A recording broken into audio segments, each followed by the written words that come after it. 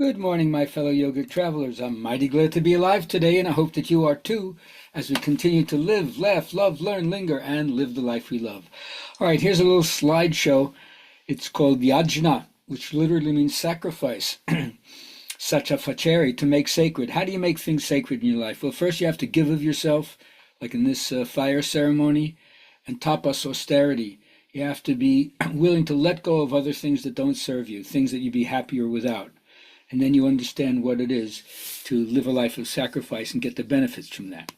Part of it has to do with healing your own trauma. It depends upon the communication of the trauma. Can you be safe to tell your story with someone who's listening and can be trusted? And then can they retell it back to you so you feel like you've really been heard? And then you find out who's healing who. You healing them by telling your story? Are they healing you by listening to your story? Interesting interaction. Now, use all your strength. This might be the wrong slide, but once a little boy was trying to move a railroad tie in the back. He was tugging and moving and he couldn't do it.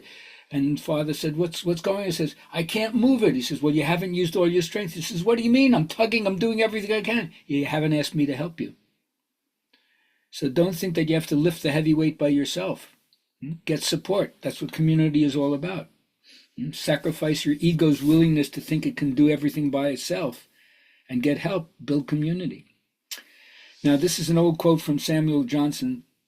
To expect the intricacies of science will be pierced by a careless glance, or the eminences of fame ascended without labor, is to expect a peculiar privilege, a power denied to the rest of mankind, but to suppose that the maze is inscrutable to diligence, or the heights inaccessible to perseverance, is to submit tamely to the tyranny of fancy and enchain the mind in voluntary shackles. Boy, they used to write beautiful in the old way. So I love my system because it's intricate, technical. There's sequencing, there's timings, there's repetition. And you're fooling yourself if you think you can get anywhere without that. Anything worth value, you got to work at it. It just doesn't plop into your lap. All right. We all get distracted by the games that are evolved all around us, whether it's gambling online or porn online or just surfing the net, trolling. And now with AI, you can't tell what's real and what's not real, right? But don't be distracted. Don't just live in virtual reality. Do things in reality, in real time, between you and your guitar, you and your garden, you and your art form, as you'll see. Now, motivation is so important to keep trying. I love this by Michael Jordan. If you're from Chicago, like you say, I want to be like Mike. Why? I've missed more than 900 shots in my career. I've lost almost 300 games. 26 times I've been trusted to take the game-winning shot and missed. I've failed over and over and over again in my life, and that is why I succeed.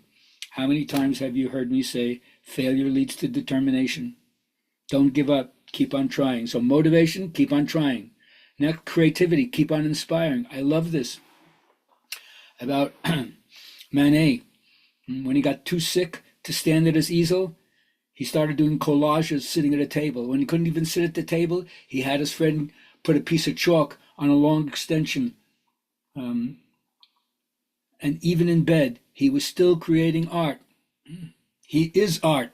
No such thing as like an eye maker. He is art. So keep inspiring yourself, keep motivating yourself, and then keep looking at things. Don't second guess. Artists, they say, suddenly the freedom to be an artist filled her with some, used to be important, but now it's very disturbing questions. You question yourself. Can I stick with it? Can I do it? Am I good enough? Will anyone respect my work? Keep looking at these questions. Don't be afraid. Keep motivating, keep inspiring, keep looking at this. And then you have to understand, not only when you look at other people, but even when you look at yourself. Do you see the person first and the disability second? Even though the disability is far more obvious, most people see the disability first and the person second. Flip that around, see what that does. Sacrifice your willingness to only look at what seems to be obvious or the appearance level. Penetrate the surface and go beneath. And then you see, focus on the gifts you have and your talents, not your limitations.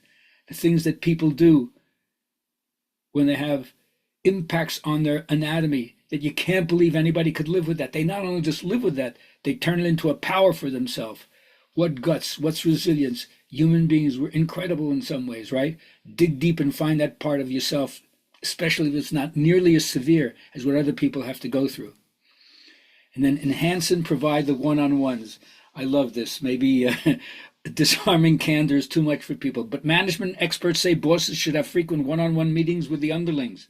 Apparently, you need my regular doses of my controlling gaze to prevent you from evolving into a lazy, thieving, toxic saboteur. The response is, it's working great so far. I feel less lazy about doing the other things you mentioned. Yeah, we all need people to give us some feedback, and sometimes it's a bitter pill to swallow. But if you're willing to take the reproof, the rebuff, then you know you found your coach, because they're not trying to tear you down. They're trying to build you up, improve whatever it is that you're involved in. And so remember to step outside your comfort zone. There are 10 things that you're going to learn in this. You'll start growing quickly, number 1. Number 2, you'll begin to love challenging yourself. Number 3, you'll realize that fears are fictional. Number 4, you'll replace regret with excitement. Number 5, you'll laugh at your past stuff. Number 6, you'll find out more about your strengths and weaknesses. Number 7, you'll boost your self-confidence. Number 8, you'll create new sources of satisfaction. Number 9, you'll realize the way to success leads through discomfort. And number 10, you'll inspire the people around you. So that's the key. And so love, guide, and protect. Everybody has an internal mom, somebody who's really willing to take care of themselves, to guide, to protect. So don't mess with that person when she's on the case. I hope you find that out for yourself, and then you'll understand the importance of sacrifice. Have a great day.